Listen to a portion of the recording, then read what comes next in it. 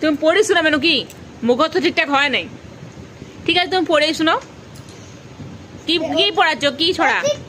আচ্ছা, অথিত পাখি সরল দে। আচ্ছা, বলো। অথিত পাখি পথের পাখির ঝাঁক, দূর থেকে ওই আসছে উড়ে হাজার হাজার লাখ।